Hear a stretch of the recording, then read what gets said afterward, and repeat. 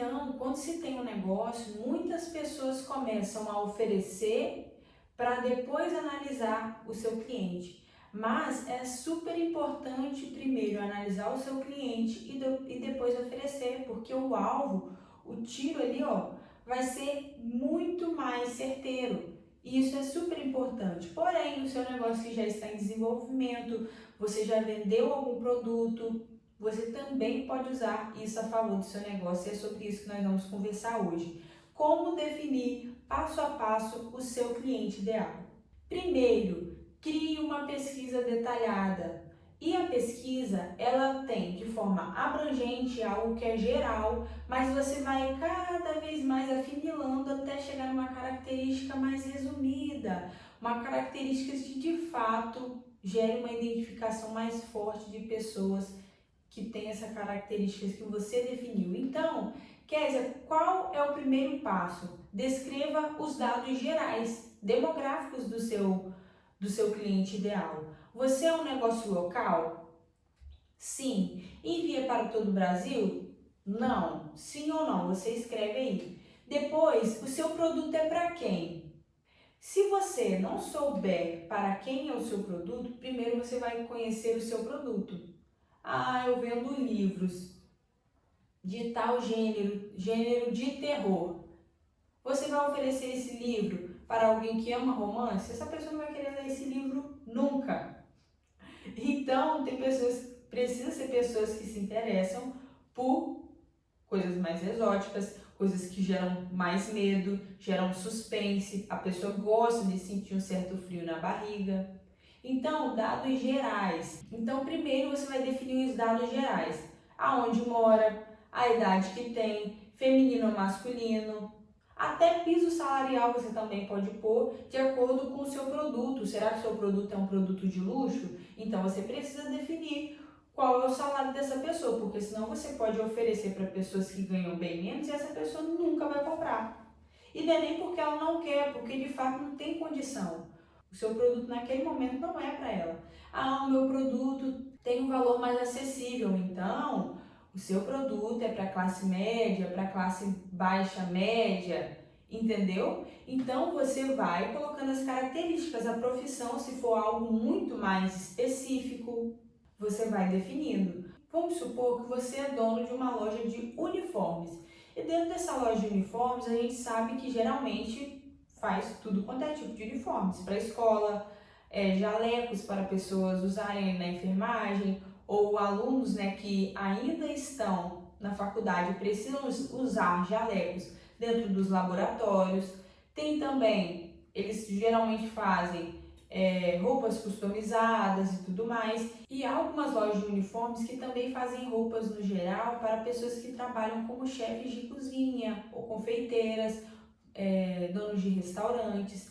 Então, as lojas de uniformes, eles têm público geral como pessoas que estudam e donos de firmas que precisam fornecer um uniforme para os seus funcionários. Então é muito específico. Jamais um dono de uma loja de uniformes que faz essas confecções irá oferecer para uma pessoa que está ali corriqueira na rua, que trabalha em home office talvez, para uma pessoa que não estuda mais, não precisa de jaleco. Para que ela vai querer um uniforme? Ela por si só vai fazer um uniforme de quê? E raramente um funcionário, ele por si só vai lá, eu quero muito fazer um uniforme, eu quero fazer um uniforme para minha empresa, porque não tem. Raramente. Se a empresa não der uniforme, as pessoas geralmente nem sequer usam. Porque a gente já subentende que a obrigação de dar uniforme aos funcionários é da empresa. Então as pessoas já esperam isso. Então você vai comunicar com o funcionário? Claro que não. Você vai se comunicar com o empresário de fato e gerar consciência nele que ele precisa de dar uniformes para os seus funcionários.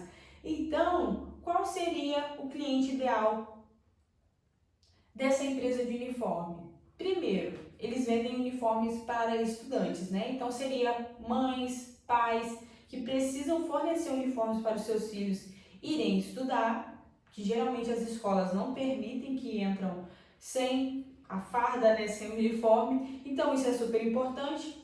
Pais, mães, ok? Pessoas que estão sob a responsabilidade de cuidar de alguém que não tem idade mínima para cuidar de si mesmo até os 18 anos. Então os pais fornecem uniforme, tênis e todas essas coisas. Então é um cliente ideal. E principalmente as empresas. Então o seu cliente ideal são o quê? Empresários, empresas que precisam fornecer uniforme para os seus funcionários. E a partir disso, quando você começa a analisar e pontuar de fato, o seu conhecimento e a sua entrega sobre aquilo que você faz vai melhorar de forma extraordinária. Isso é fato, sabe por quê? Porque você realmente vai saber com o que você está falando, você vai saber como agradar, você vai saber como gerar uma experiência de compra legal para o seu cliente, você vai saber pontuar melhorias. Uma das coisas super importantes que você pode anotar aí, que facilita conhecer o seu cliente ideal, é perguntar para as pessoas que você já vendeu, para pessoas que já são seus clientes, quais são as suas maiores necessidades, quais são os seus maiores desafios, quais são suas dores, o que eles pensam a respeito da sua empresa, qual foi o ponto crucial para eles escolherem o seu negócio para consumir aquilo que você faz.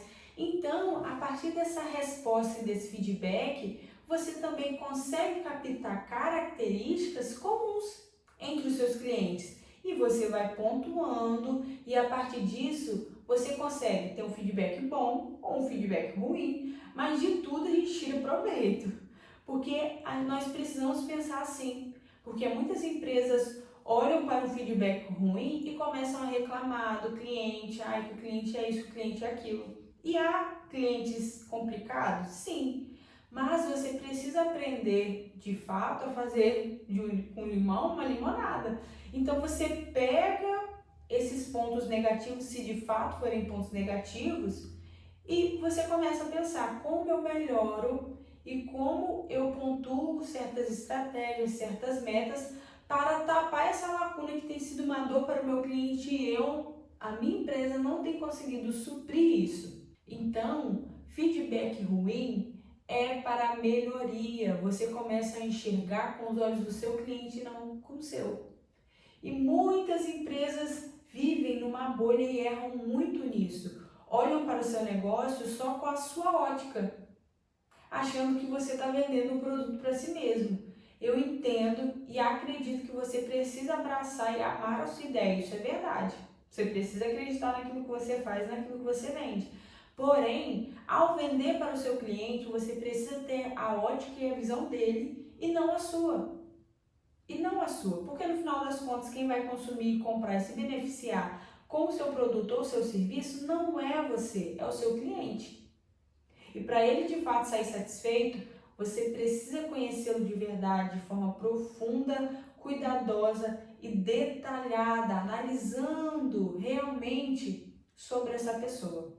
E a partir disso, isso vai te ajudar a aperfeiçoar o seu negócio, aprimorar as estratégias, de forma a se comunicar e realmente conquistar o seu público ideal. Então, conhecer o seu cliente ideal vai possibilitar que você tenha uma bússola, sabe? Uma direção de como tomar as decisões dentro do seu negócio. Porque muitas vezes você fica aí perdido. Qual estratégia eu uso? O que eu penso sobre isso? Como eu faço para vender mais?